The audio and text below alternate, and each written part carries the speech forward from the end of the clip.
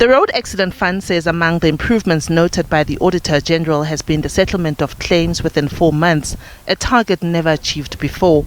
It says the claims under the line item requested not yet paid was sitting at about 17 billion rands back in 2020 and projected to increase to 51 billion rands by March this year.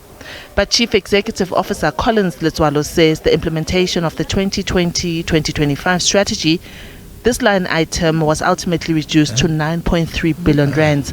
He says the fund's performance against objectives have steadily improved.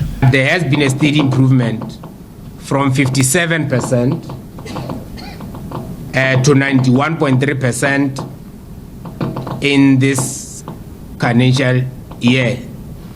Importantly, the AGSA confirms in the audit report the following: I did not identify any material findings on the reported performance information of outcome 1, which is a transformed and sustainable RAF.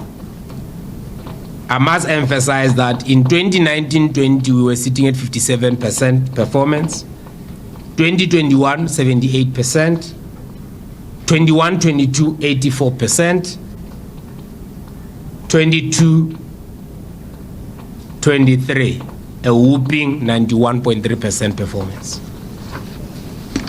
We challenge those that claim that the RAF is in a crisis to show us the measure they have used. The matrix says that we have is very clear. We then go to the audit results per outcome area. The overall audit outcome of the Road Accident Fund has improved compared to the prior years, as an adverse audit opinion was expressed compared to the disclaimer opinion received in the previous year.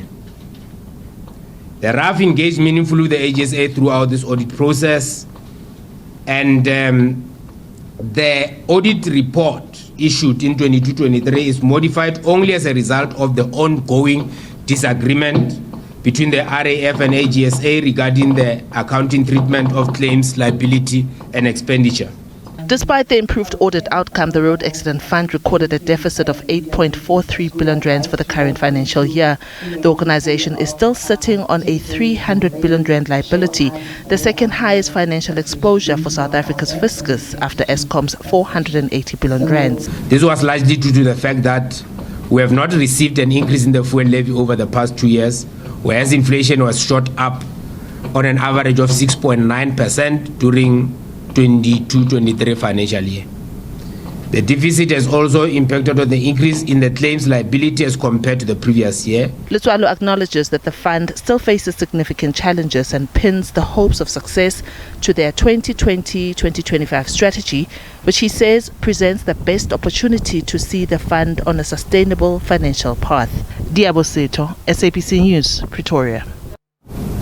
According to the new proposals, members of medical aids and medical insurance will no longer be able to claim for the medical expenses incurred, and it's believed that this could lead to higher medical aid premiums. The new rules also require foreigners to prove they were in the country legally at the time of their crashes before they can lodge a claim. Pedestrians or drivers under the influence of alcohol will also not be allowed to claim from the fund. Legal experts believe this will be detrimental to accident victims and say the RAF must rather focus on dealing with maladministration and corruption. There are vast exclusions introduced to no apparent sensible purpose, such as pedestrians crossing a highway will be non-suited, notwithstanding the circumstances of an accident.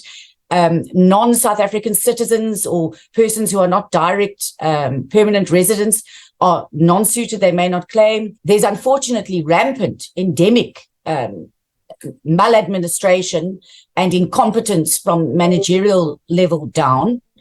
They've been culling staff over the past few years, as we know has been also recently reported. And really being hamstrung in terms of executing their mandate. The RAF has admitted the inequality of its system, resulting in the poor being awarded the lowest benefits when claiming from the fund.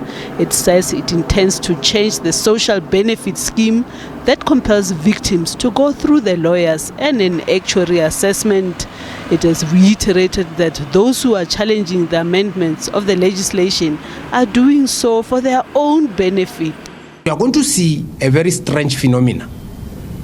It's going to come from lawyers. It's never going to come from the claimants. It's going to come from lawyers, and they are going to call themselves civil society. So they're going to form organizations that are going to try and fight this. Last time when there was a thing called RAPS, Road Accident Benefit Scheme, we saw the emergence of an organization called Association for Protection of Road Accident Victims. And it was just lawyers, right? Then there is one that has just been formed. It's called PIPLA. I don't know, Personal Injury something, Lawyers Association, right? So you are going to see that. You'll see the emergence of this. Medical aids currently compel their members to reimburse them after they claim from the Road Accident Fund. Now the RAF says no provision in law allows for this to happen. The public has been given 30 days to comment on the bill. Naledi Matlapeng, SABC News, Johannesburg.